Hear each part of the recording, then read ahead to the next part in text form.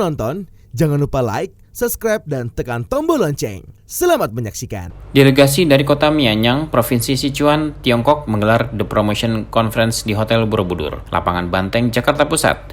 Kegiatan ini dihadiri perwakilan dari Kementerian Perdagangan, Kadin, pengurus ICBC, serta pelaku usaha tanah air.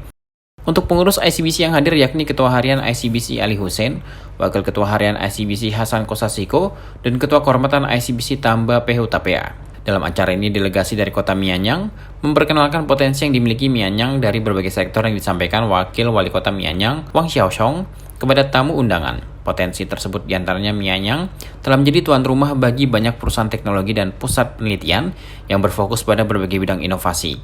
Pusat Teknologi Optik Presisi Mianyang misalnya telah berkontribusi pada perkembangan teknologi optik dan optoelektronik yang canggih. Selain itu, kota ini juga telah merangsang perkembangan sektor teknologi kelas tinggi, seperti kecerdasan buatan, komputasi kuantum, dan teknologi informasi.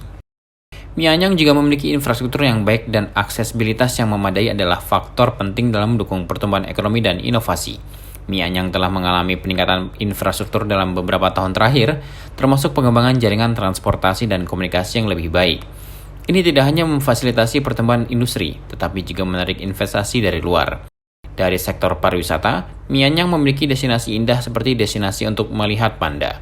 Daerah ini menjadi salah satu rumah bagi panda liar. Hutan dan pegunungan yang melimpah yang ada di Mianyang memberikan habitat yang cocok bagi panda untuk bergerak bebas dan mengeksplorasi alaminya. Keberadaan panda di Mianyang adalah bukti penting akan pentingnya konservasi alam dan pelestarian spesies langka.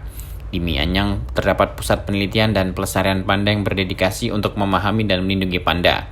Pusat ini tidak hanya menjadi tempat perlindungan bagi panda yang terluka atau terlantar, tetapi juga pusat riset penting untuk mempelajari perilaku, kesehatan, dan reproduksi panda. Upaya konservasi yang dilakukan di sini memiliki dampak besar dalam memastikan kelangsungan hidup panda di alam liar. Mianyang 是中国政府批准建设的中国唯一科技城，中国百强城市，中国西部最具投资吸引力的城市，也是四川第二大城市。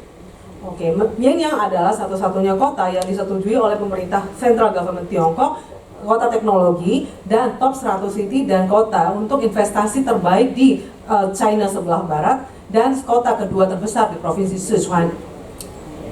首先，绵阳是一座科技之城。 Boleh dibilang, kota Mianyang adalah kota teknologi, kota sains. 我们拥有国家级的创新平台25家，各类专业技术人才26万人。 Kami memiliki 25 National Innovation Platform dengan 256.000 profesional dan technical personnel. 去年，绵阳市位居中国城市科技创新100强榜的第20位。 Perusahaan-perusahaan di Tiongkok dengan teknologi 20 terdepan itu terdapat 20 perusahaan yang terletak di kota Mianyang. 绵阳也是一座产业之城。 Mianyang juga adalah sebuah kota industri.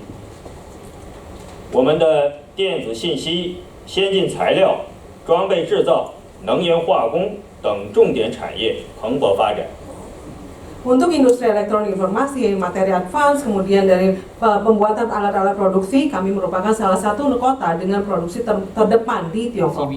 Wakil Ketua Harian ICBC Hasan Kosasih mengapresiasi potensi yang dimiliki Mianyang. Menurutnya, potensi tersebut sekiranya dapat dikerjasamakan dengan kota-kota yang ada di Indonesia seperti membangun sister city. Menurut Hasan, kerjasama bukan hanya sebatas menjual barang ke luar negeri, namun kerjasama harus dapat memperkokoh kolaborasi yang dapat menggantungkan kedua belah pihak. Namun kerjasama itu bukan hanya menjual produk ke luar negeri, namun bagaimana kita terus berkolaborasi antara kota Mianyang dengan kota di Indonesia. 在此，我们印中商务理事会希望通过这次推介活动交流会，能促成绵阳市和印尼某个城市结为友好姐妹城市。 Dan harapan kami adalah kami semakin bisa mendukung kerjasama antara kedua kota dan semoga harapan dari kedua sister city ini juga bisa menjalin hubungan yang lebih erat lagi. 尤其在我们中国推动的一带一路建设，经过了新冠肺炎3年过后，我相信的这个模式又重新要更改了。新的一带一路的模式走出去的时候，把中国产业链一条龙很成熟的怎么推动出去？ Oke, kemudian juga seperti yang kita tahu untuk program dari One Belt One Road pada awalnya adalah bagaimana kita bisa mengembangkan produk dari Tiongkok seperti seekor naga yang panjang, bagaimana bisa disampaikan ke luar dari negeri Tiongkok. 所以我们希望呢，就是说新的中国“一带一路”走出去、引进来，加的我们说的是那个世界命运共同体。希望呢是趁这个机会呢，把也绵阳市的就中小企业的这些产业链呢推动出来，印尼强的结合。 Oke, namun tentu saja tidak hanya menjual produk ke luar negeri, namun sekarang bagaimana ini adalah sebuah era untuk kolaborasi. Bagaimana kita bisa berkolaborasi antara kota Mianyang dan kota-kota lainnya produksi terutama untuk SME, Small Medium Enterprise, untuk bisa bekerja sama dengan kota Mianyang. Apresiasi terhadap acara yang digelar delegasi dari kota Mianyang juga disampaikan Rahayu Ningsih, analis Badan Kebijakan Perdagangan Kementerian Perdagangan.